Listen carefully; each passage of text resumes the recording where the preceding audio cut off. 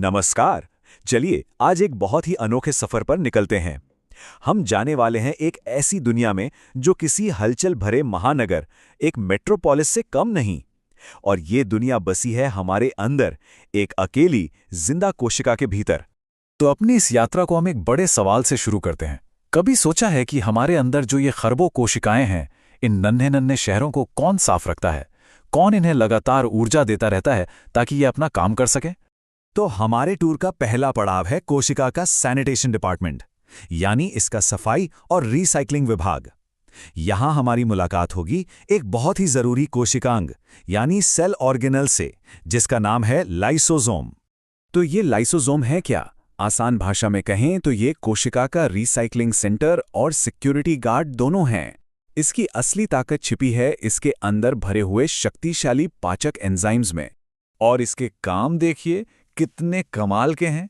एक तरफ तो ये भोजन के कणों को पचाता है, दूसरी तरफ बैक्टीरिया जैसे बाहरी दुश्मनों को खत्म कर देता है। इतना ही नहीं, कोशिका के जो हिस्से पुराने या खराब हो गए हैं उन्हें रिसाइकल भी करता है। मतलब ये कोशिका का एक सच्चा ऑलराउंडर है। लेकिन लाइसोसोम का एक और बहुत ही नाटकीय रूप भी है, और इसी वजह से इसे एक बड़ा गंभीर नाम मिला है, आत्मघाती थैली या सुसाइड बैग। देखिए, ये कोशिका का एक जबरदस्त सुरक्षा तंत्र है। जब कोई कोशिका इतनी बुरी तरह डैमेज हो जाती है कि उसे ठीक नहीं किया जा सकता, तो लाइसोसोम खुद को फाड़ लेता है। इसके सारे पाचक एंजाइम बाहर निकलकर पूरी कोशिका को ही पचा जाते हैं। ऐसा इसलिए ताकि वो खराब कोशिका बाकी शरीर को कोई नुकसान न पहुंचा सके। चलिए अब सफाई विभाग से निकलकर इस शहर के पावर प्लांट की ओर चलते हैं, वो जगह जहां इस पूरी माइक्रोस्कोपिक दुनिया के लिए बिजली यानी ऊर्जा बनती है। तो यहां एक सीधी सी तुलना है। जहां लाइसोसोम का काम तोड़ फोड़ और सफाई का है, वहीं माइटोकॉन्ड्रिया का काम है निर्माण और ऊर्जा पैदा करना। एक विनाशक है तो दूसरा निर्माता। एक कचरा हटाता है, दूसरा ईंधन बनाता है।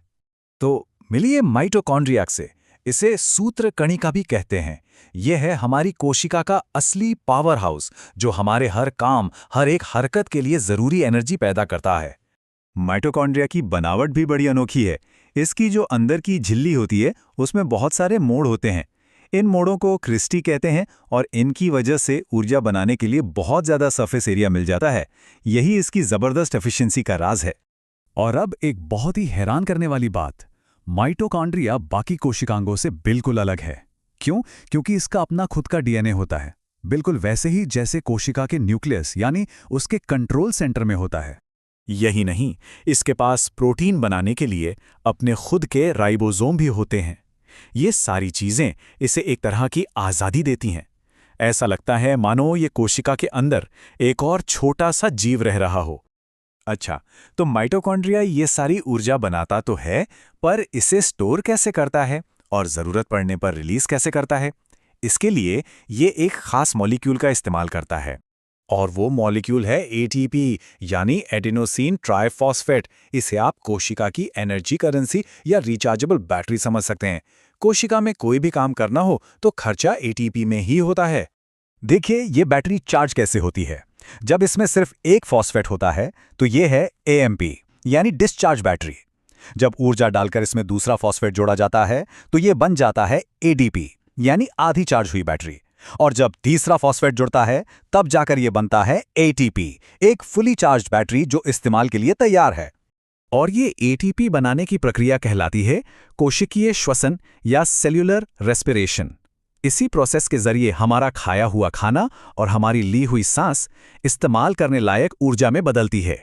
इसका हिसाब बहुत सीधा है। माइटोकॉन्ड्रिया हमारे खाने से मिले ग्लूकोज को हवा से मिली ऑक्सीजन की मदद से जलाता है, और इस प्रक्रिया में भारी मात्रा में ऊर्जा निकलती है, जिसे एटीपी मॉलिक्यूल्स में स्टोर कर लिया जाता है। और ये प्रोसेस कितना एफिशिएंट है इसका अंदाजा इस नंबर से लगाइए। ग्लूकोज का सिर्फ एक मॉलिक्यूल एटीपी के पूरे 38 मॉलिक्यूल्स को चार्ज कर सकता है ना कमाल की बात।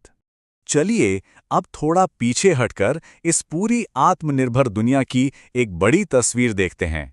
तो कहानी ये है कि लाइसोसोम इस शहर की सफाई और सुरक्षा का ध्यान रखता है, जबकि माइटोकॉन्ड्रिया इसे चलाने के लिए शक्ति और ईंधन देता है। दोनों एक परफेक्ट पार्टनरशिप में काम करते हैं। तो इस दौरे की बड़ी बातें क्या हैं? पहली, लाइसोसोम सेल के क्लीनर और गार्ड हैं। दूसरी, उनका सुसाइड बैग वाला काम एक बहुत ज़रूरी सेफ्टी मैकेनिज्म है। तीसरी, माइटोकॉन्ड्रिया असली पावर हाउस हैं। और चौथी, वो एटीपी के रूप में एनर्जी करेंसी बनाते हैं। इन दोनों के तालमेल के बिना कोशिका का जीवन संभव ही नहीं है। और ये हमें एक बहुत गहरे सवाल पर लाकर छोड़ देता है।